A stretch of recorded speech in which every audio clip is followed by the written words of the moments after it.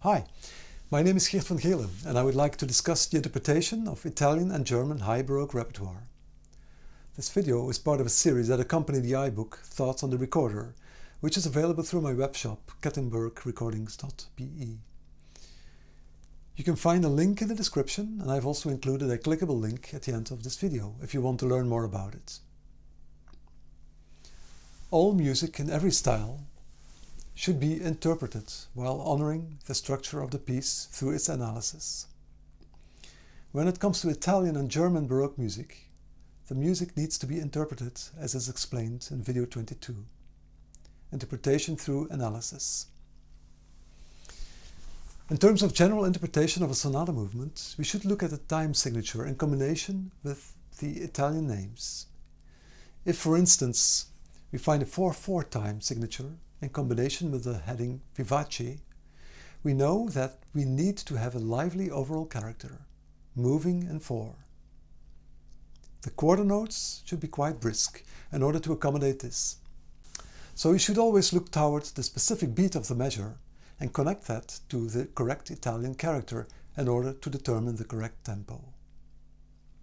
It's important to realize that modern metronome markings, which are linked to Italian terms, do not necessarily indicate the same tempo in Baroque music.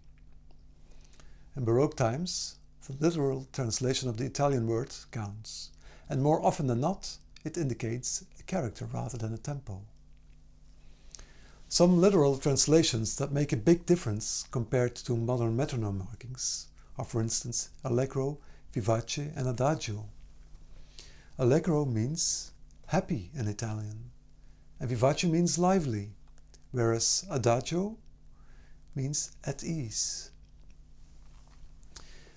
In Baroque music, musical lines are shorter than in Romantic era, being divided into smaller segments, modus, building blocks, if you will.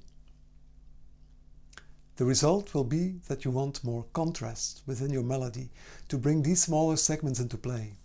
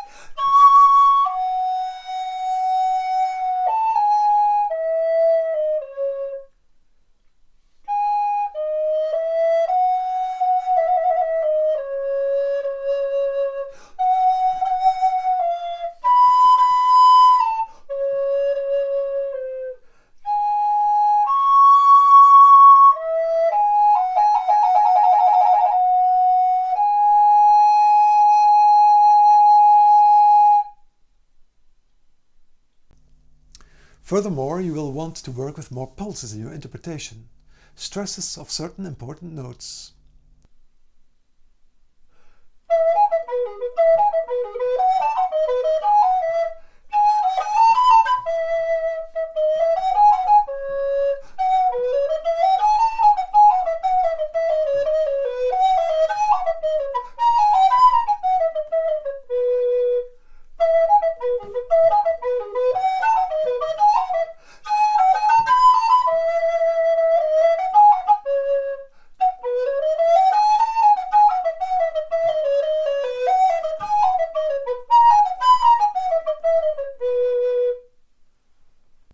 These shorter contrasts and pulses are directly related to how music was being looked at from a rhetoric point of view.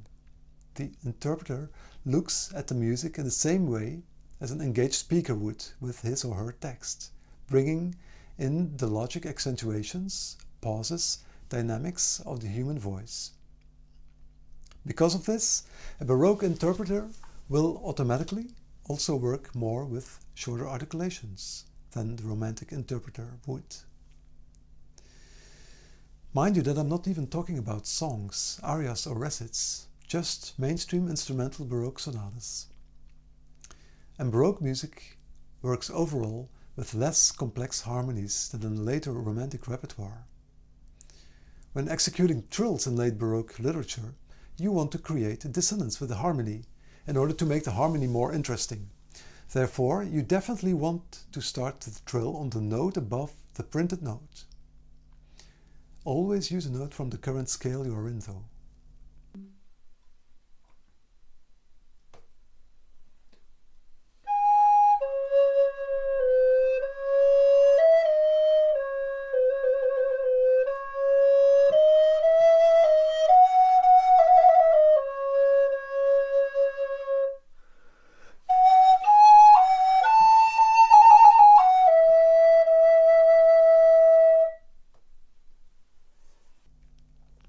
In Romantic repertoire, because of the more elaborate harmonies, you don't want to obscure the current harmony with an extra dissonant.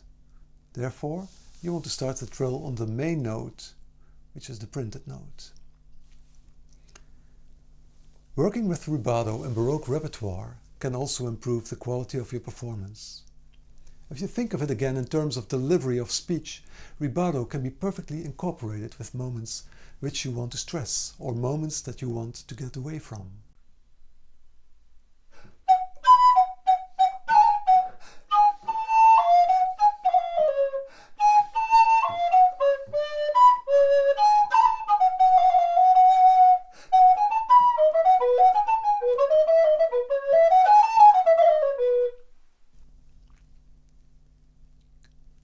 Compared to rubato in Romantic repertoire, the late Baroque use of rubato will be happening in smaller segments, even as short as a couple of notes.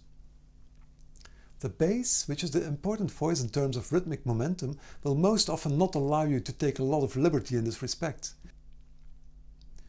To finish this video, I would like to put in a word about ornamentation. An ornament should be played as if you come up with the idea at the moment itself, as if you feel the urge to do something extra. You cannot contain yourself. Even if this ornament is not thought out at the moment itself, at least it should sound like it is. To me, this is crucial. Otherwise, I prefer to hear a melody where at least there is an emotional connection. It really doesn't mean you have to always come up with different ornaments each time you play the same melody. Even Louis Armstrong, the king of jazz, was known for playing the same improvisations. The ticket is that whatever you play, it needs to be authentic. You need to feel it. And do not think that because you play Baroque repertoire you need to add ornaments. I often prefer not to play ornaments at all in order to let the melody come out more, to let its natural beauty shine through rather than my concoction. Yet often I cannot contain myself and go wild. That's it for now. If you follow the link, you can watch the next video on the interpretation of early Italian Baroque music. Thanks for watching.